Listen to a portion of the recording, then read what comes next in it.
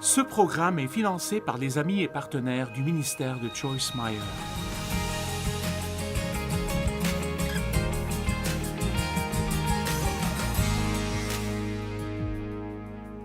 Tout d'abord, dans Matthieu 16, Jésus dit « Qui suis-je d'après les hommes ?» Ils répondirent, les uns disent que tu es Jean-Baptiste, les autres Élie, les autres Jérémie ou l'un des prophètes. Il leur dit, mais qui dites-vous que je suis? Et Pierre, bien sûr, a pris la parole tout de suite parce que Pierre avait une personnalité forte. Ça lui a souvent causé des ennuis, mais au moins il n'était pas passif. Pierre répondit, tu es le Messie, le Fils du Dieu vivant. Jésus reprit la parole et lui dit, « Ce n'est pas une pensée humaine qui t'a révélé cela, mais c'est mon Père céleste. Et moi je te dis que tu es Pierre, tu es un morceau du rocher, et que sur ce rocher, le rocher n'est pas vraiment Pierre, le rocher dont il parle est la foi de Pierre, qu'il a pourvu. Je construirai mon église et les portes du séjour des morts ne l'emporteront pas sur elle. Je construirai mon église et les portes du séjour des morts ne l'emporteront pas sur elle. Je ne sais pas combien de la Bible vous avez lu, mais si vous le souhaitez, vous pouvez sauter jusqu'à la fin et vous découvrirez que nous gagnons. Amen. Et donc, même si nous voulons faire notre part pour essayer de voir les choses changer dans notre pays, nous voulons voir autant de personnes que possible entrer dans le royaume. Écoutez, nous n'avons pas à nous soucier de tout ce qui se passe autour de nous. Vous n'êtes pas obligés de vivre dans la peur et vous n'avez pas à vous inquiéter. Premièrement, cela ne vous servira à rien. Et la Bible dit, nous sommes plus que vainqueurs. Qu'est-ce que cela signifie? Je pourrais comprendre ce qu'est un vainqueur, mais qu'est-ce que cela signifie d'être plus que vainqueur?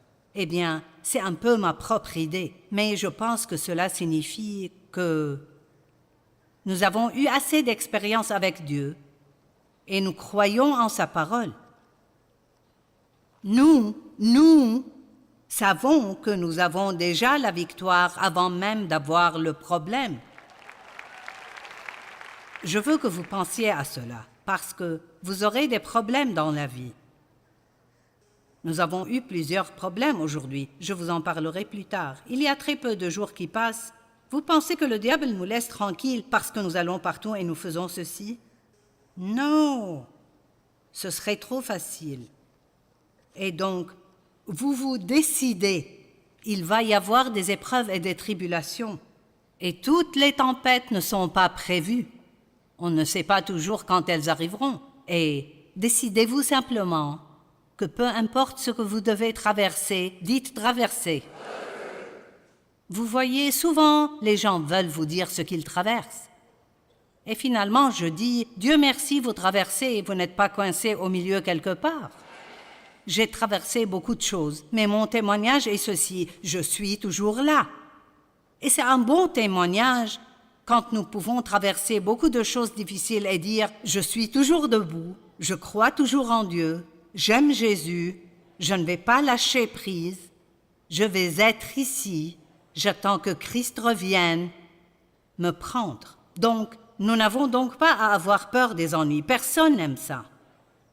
Mais je vous encourage à ne pas vivre dans la peur. Et vous pouvez faire ce que vous voulez quand vous lisez les nouvelles ou vous écoutez toutes ces choses. Mais je ne perdrai pas trop de temps là-dessus car la plupart de ces propos ne sont pas vrais. Et je veux dire, ils disent, si ce n'est pas une mauvaise nouvelle, ce n'est pas une nouvelle du tout. Donc il n'y a que de mauvaises nouvelles et je préfère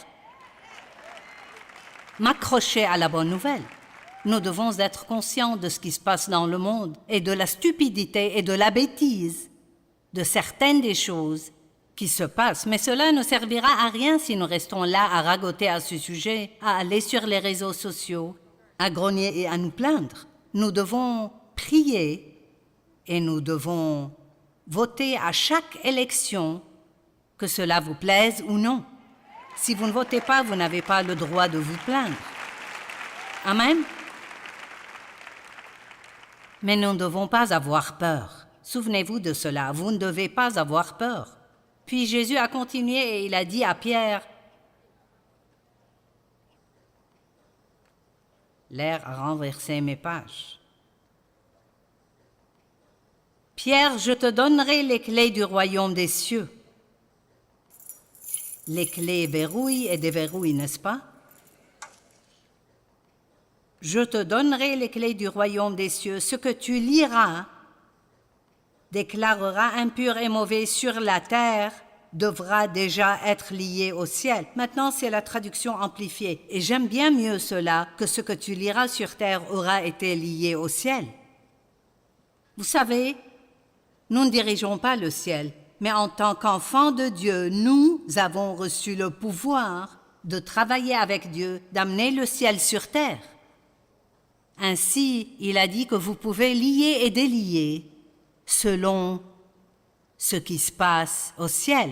Je suis allée à l'église pendant de très nombreuses années avant même de réaliser que le diable était réel. Je veux dire, j'avais entendu parler de lui à l'église, mais je n'ai jamais vraiment su qu'il était un véritable ennemi réel. Et très souvent, nous imputons les problèmes à quelqu'un d'autre ou à quelque chose, et en réalité, le diable est derrière tout cela, derrière chaque instant. Quand Pierre a pris Jésus de côté et l'a réprimandé, ce qui est, je ne peux pas imaginer être aussi stupide. Jésus essayait de leur dire qu'il était temps pour lui d'aller à Jérusalem et comment il allait mourir. Et il est très sérieux et Pierre l'a pris de côté et lui a dit « Oh non, Seigneur, cela ne doit jamais t'arriver. » Et immédiatement, Jésus a dit « Arrière de moi, Satan. Tu es une offense, une pierre d'achoppement, et tu es sur mon chemin. » Et il n'y a même pas pensé, il n'a pas perdu de temps. Il n'a pas appelé Pierre le diable, mais il savait que c'était le diable qui agissait à travers Pierre. Et quelque chose que vous devez comprendre, c'est que même les gens qui vous aiment vraiment, vraiment, laissent souvent, sans le savoir, le diable agir à travers eux pour essayer de vous décourager ou de vous empêcher de faire ce que vous croyez que Dieu vous demande de faire. Quand Dieu m'a parlé d'enseigner sa parole, les gens veulent toujours savoir comment savoir si quelque chose est de Dieu. Dans mon cas, je le savais. Je n'ai pas entendu de voix forte, mais quand Dieu vous appelle à faire quelque chose, il vous donne une véritable passion pour cela. Et vous ne pouvez vraiment pas vous en empêcher, vous devez simplement le faire. C'est plus fort que vous. Et bien sûr, ça fait longtemps, mais je veux dire, tant de gens qui m'aimaient ont essayé de me décourager. Ils ont dit que je ne pouvais pas le faire parce que j'étais une femme et que je n'ai pas eu un réel appel de Dieu et les femmes ne font pas ça. Et alors, j'ai dit à Dieu un jour, je ne peux pas faire ça, je suis une femme. Et il m'a rappelé qu'il connaissait mon sexe avant de m'appeler. Et vous devez comprendre que certaines des choses que Paul a dites étaient culturelles à l'époque. Et donc, je veux juste que vous gardiez cela à l'esprit que je ne dis pas de ne jamais écouter personne, mais il y a peut-être certains d'entre vous ici ce soir qui sont à un vrai moment de décision dans votre vie. Et c'est bien d'obtenir des conseils si vous les obtenez des bonnes personnes. La Bible dit de ne pas suivre les conseils des impies. Mais plus que quiconque, vous devez écouter Dieu. Et quoi que quelqu'un prophétise ou prêche ou vous conseille, vous devez le présenter à Dieu et dire « Est-ce vrai? Est-ce vraiment ce que tu veux que je fasse ?» Parfois, nous dépendons beaucoup trop des autres Amen. Donc, j'ai dit à Dave dans les 3 prochaines leçons, j'ai 21 points et il a ri. Il a ri si fort, il a dit « Oui, tu feras un message de 2 points. » Parce que j'ai toujours tellement de points et je ne les finis jamais.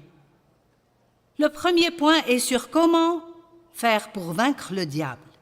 Je crois que c'est en restant dans la paix et dans la tempête. Je ne sais pas si nous savons vraiment à quel point c'est important et tout d'abord, laissez-moi dire que nous sommes humains et que c'est naturel que lorsque des problèmes surviennent, surtout si c'est quelque chose auquel on ne s'attend pas, c'est naturel que notre première impulsion soit de s'énerver. Je le fais, vous le faites. Dave le fait rarement, mais Dave vit dans un monde différent du reste d'entre nous. Il vit ailleurs. Les seules choses qui l'énervent sont le gouvernement et le golf. Même la personnalité a beaucoup à voir avec ça. Dave est un gars vraiment beaucoup plus décontracté. Et je suis plutôt du genre « je vais réparer ça ». Et donc, quand vous sentez que vous commencez à être contrarié, combien d'entre vous peuvent sentir quand ils commencent à être contrariés? D'accord. Vous ne pouvez pas rester là ou vous asseoir là à ne rien faire. Vous devez réaliser que c'est le diable et vous devez lui résister. Et en fait, je me parle à moi-même quand je commence à ressentir ça. Je me parle et j'appelle ça m'arrêter de passer par-dessus bord. Et je veux vous encourager à faire cela. Je me dis des choses comme « Joyce, tu as eu toutes sortes de problèmes dans le passé et regarde, tu es toujours là. Dieu s'est vraiment occupé de chacun de tes problèmes. »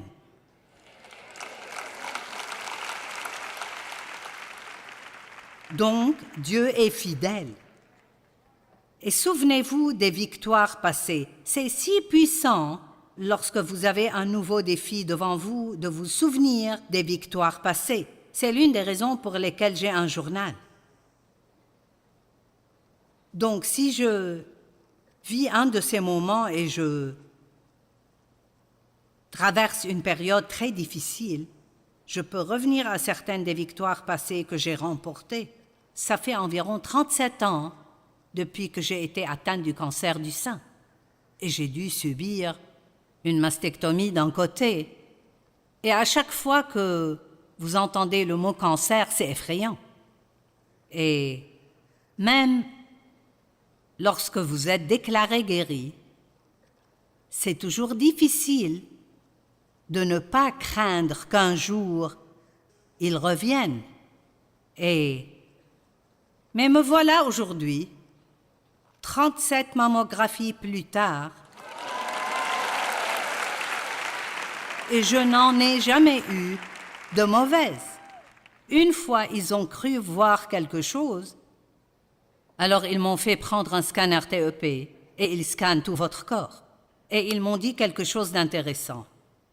Le gars qui l'a vu a dit « Eh bien, on dirait que vous aviez des lésions cancéreuses sur la colonne vertébrale à un moment donné, mais elles se sont guéries d'elles-mêmes. » J'ai pensé, je ne pense pas qu'elles se sont guéries toutes seules, mais nous savons qui Dieu est. Amen.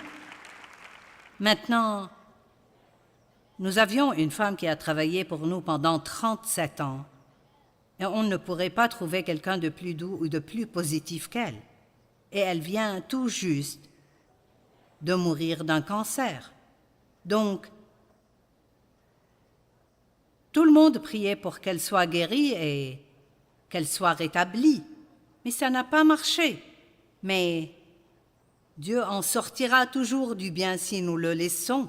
Et quand ce sera notre heure d'y aller, nous irons. Et avoir peur de la mort ne rendra pas les choses plus faciles. Pour tous ceux d'entre nous qui croient au ciel, Paul a dit « Christ est ma vie et mourir représente un gain ».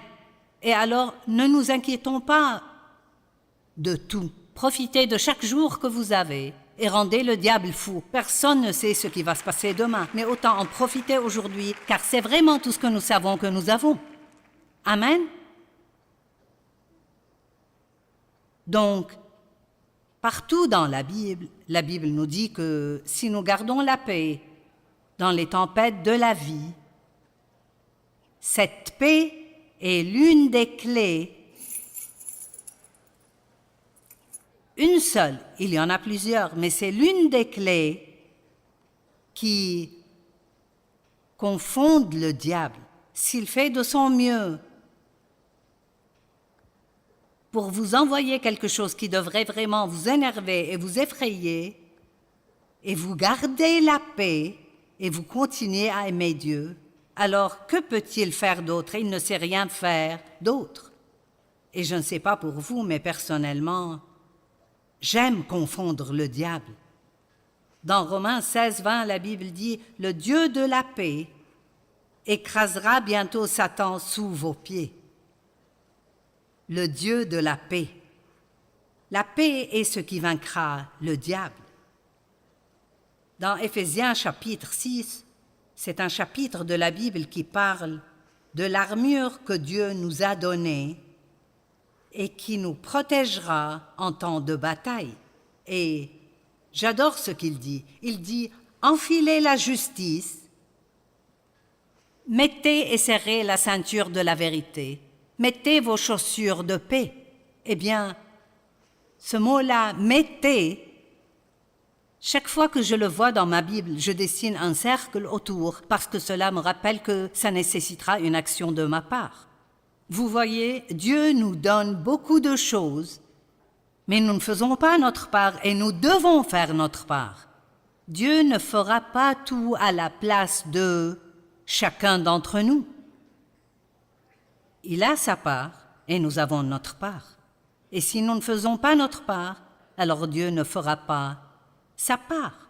Et très souvent, lorsque vous avez un problème et vous demandez à Dieu ce que vous devez faire ou vous lui demandez de régler votre problème, Dieu vous montrera quelque chose à faire ou une porte que vous avez ouverte par inadvertance. Et nous le faisons tous à des moments différents. Et nous devons nous occuper de cela avant que Dieu puisse résoudre les problèmes. Souvent, lorsque vous êtes malade, et cela m'est arrivé à maintes reprises, je prie, non seulement pour que Dieu me guérisse, mais je demande si quelque chose que je fais est à l'origine de cela. Et très souvent, c'est quelque chose de si simple. J'avais des problèmes de dos et j'ai reçu une injection de cortisone et ceci et cela. Et j'ai découvert que c'était vraiment, j'ai découvert ça. Dieu m'a juste montré que quel est ce muscle? Non, pas ma cuisse, derrière. Le tendon. Mes cuisses ne sont pas ici, chérie. Ah. Que mon muscle du tendon du jarret du côté où mon dos me faisait mal était extrêmement tendu. Et donc, j'ai fait mes recherches, j'ai trouvé des exercices pour ça et je les fais régulièrement. Et cela m'a vraiment aidé. Dave, une fois, avait ce qu'il appelle la tremblote. Je ne sais pas ce que c'est, mais il appelait ça la tremblote. Il devenait juste nerveux et tremblait intérieurement. Et pendant qu'il priait à ce sujet, Dieu lui a montré qu'il buvait trop de caféine. Et il arrive souvent que nous courions chez le médecin et que nous prenions une pilule pour ceci et pour cela. Et le problème ne s'arrête jamais parce que nous n'arrêtons jamais de faire ce qui est à l'origine du problème. Penny, la femme de Mike Shepherd, qui s'assied ici à l'avant, depuis des années, elle souffrait de migraines débilitantes. Elle prenait des médicaments pour cela. Elle a tout fait. Tu les avais à peu près combien? Presque tout le temps. Oui. Elle avait une sorte de mal de tête presque tous les jours. Et puis ces migraines-là l'handicapaient. Eh bien, en fait, Dieu lui a montré que c'était un problème de sucre. Elle en mettait tellement. Combien de paquets de sucre mettais-tu dans une tasse? 2. Oh, allez, je veux leur dire combien. Je raconte tout sur moi. 5. 5 dans une grande tasse de café. Elle buvait du thé glacé, elle buvait du café. 5. Je ne pourrais pas supporter ça. Mais, alors vous comprenez ce que je dis. Vous ne pouvez pas vous mettre en colère parce que le diable vous attaque. Vous devez être ouvert au fait que, peut-être, vous faites quelque chose involontairement, mais peut-être que vous faites quelque chose qui cause votre problème et que vous devez arrêter de faire. Comme par exemple, boire de l'eau. Savez-vous que l'une des choses qui vole votre énergie, et beaucoup de gens ne le savent même pas, si vous êtes même légèrement déshydraté, cela vous fatiguera. Et je peux vous le dire, la grande majorité des gens ne boivent pas assez d'eau. Je ne suis pas ici pour donner une leçon de santé, mais je veux souligner que tout n'est pas une sorte de secret spirituel profond. Très souvent, il s'agit de quelque chose de pratique que nous devons commencer à faire ou de quelque chose que nous devons arrêter de faire. Alors, mettez vos chaussures de paix. Cela signifie marcher dans la paix. Restez dans la paix. Marc 4, 35 jusqu'au chapitre 5, verset 1. J'aime ces versets. J'avais écouté à l'époque une cassette d'enseignement, la première que j'ai jamais écoutée, et elle se rapportait à ces Écritures.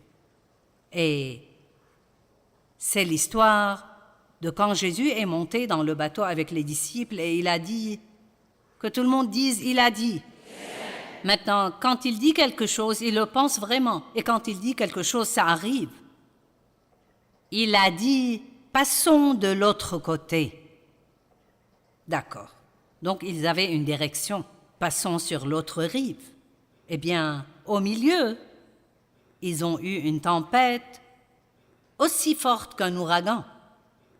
Est-ce que l'un d'entre vous a jamais entendu Dieu lui dire quelque chose comme « quelque chose de merveilleux arrivera, je vais t'utiliser pour ceci et cela » et puis votre situation est exactement l'opposé de ce qui arrive? Quelqu'un a-t-il eu cette expérience? C'est bien. Et donc, ils ont eu peur dans cette tempête et Jésus dormait. Il faisait juste une bonne sieste, il n'avait pas du tout peur. Eh bien, ils l'ont réveillé et alors il s'est levé et a arrêté la tempête. Mais il les a aussi réprimandés avec amour. Et il a dit, « Comment se fait-il que vous n'ayez pas de foi ?» Je pense, j'ai lu ça l'autre jour et je suis d'accord avec. L'incrédulité est le plus grand péché que nous commettons. Dieu veut juste que nous le croyions. Il veut juste que nous fassions confiance à ce qu'il dit dans sa parole et croire que s'il dit quelque chose, il le fera. Peu importe le temps qu'il faudra ou ce que vous traverserez, il le fera. Tout a un début, un milieu et une fin. Et le début peut être passionnant, la fin est toujours excitante, mais le milieu n'est pas tellement amusant. Et donc nous sommes en pleine tempête au milieu du lac. Mais devinez ce que dit le chapitre 5, verset 1. Ils arrivèrent sur l'autre rive. C'est un très bon exemple. Il a dit, passons de l'autre côté. Avant d'arriver de l'autre côté, ils ont eu une tempête aussi forte qu'un ouragan. Ne soyez pas surpris lorsque vous avez un rêve ou une vision de Dieu pour faire quelque chose et le diable vient contre vous. Pourquoi cela devrait-il vous surprendre? Pensez-vous que juste parce que vous voulez faire quelque chose pour Dieu, il déroulera un tapis rouge et vous aidera à le faire? Pas du tout. Certaines des choses qui nous arrivent lorsque nous allons faire ces conférences sont tellement ridicules que nous en sommes arrivés au point où nous en rions. C'est juste tellement ridicule. Je me mettais en colère et c'est comme s'inquiéter et s'énerver. C'est comme s'asseoir dans un fauteuil à bascule. Ça vous occupe, mais ça ne vous mène nulle part. Amen. Alors, voyons ce qui s'est passé aujourd'hui. Nous sommes arrivés ici, une belle ville, dans un restaurant charmant. Nous nous sommes assis dehors. Mais je n'ai rien aimé de ce que je mangeais. J'ai fini par prendre 2 entrées différentes. L'une d'elles était beaucoup trop salée pour moi, alors quelqu'un allait la prendre à la maison, et donc j'ai commandé autre chose. Je n'ai pas aimé ça non plus. J'aime vraiment prendre un bon repas avant de commencer tout ça. mais je n'ai pas eu ça. Ensuite, Ginger, qui est d'habitude à ces conférences pour m'aider, elle a eu un décès dans la famille, donc elle n'a pas pu venir. Et puis Matt, qui vient habituellement et fait beaucoup de choses sur scène ici et s'occupe de beaucoup de détails pour que je ne sois pas confuse sur ce que je fais. Son avion a été annulé et il ne peut donc pas arriver ici avant demain après-midi. Alors nous lui avons dit « Ne viens plus, tu ne peux rien faire ici ». Nous avons donc dû adapter et changer nos plans. Nous avons loué 2 véhicules, 2 SUV et la transmission de l'un d'eux n'a plus marché. Je veux dire, vous savez, nous n'avons même pas encore commencé la conférence. Je veux dire, nous ne nous sommes même pas encore habillés. C'est comme nous notons tout cela tout au long de l'année. Et à la fin de l'année, nous nous asseyons et nous les lisons. Eh bien, vous vous rappelez quand nous avons dû rester dans le couloir pendant 45 minutes à attendre qu'ils déverrouillent la porte parce que les clés de l'hôtel ne marchent jamais? Je ne sais pas comment ils font ça, mais ils s'assurent que vous ne puissiez pas rentrer. Maintenant, il y a un petit quelque chose ici, chez Marc, que je pense être important. Le verset 35 dit « Ce jour-là, le soir venu, Jésus leur dit « Passons sur l'autre rive ». Ensuite, la chose suivante qu'il a dite est une chose sur laquelle je n'ai jamais prêché. Je ne peux pas dire que personne ne l'a jamais fait, mais pour une raison ou une autre, je n'ai jamais vu ça. Il a renvoyé la foule. Et vous voyez, parfois, écoutez-moi, si vous voulez passer de l'autre côté, vous devez abandonner la foule.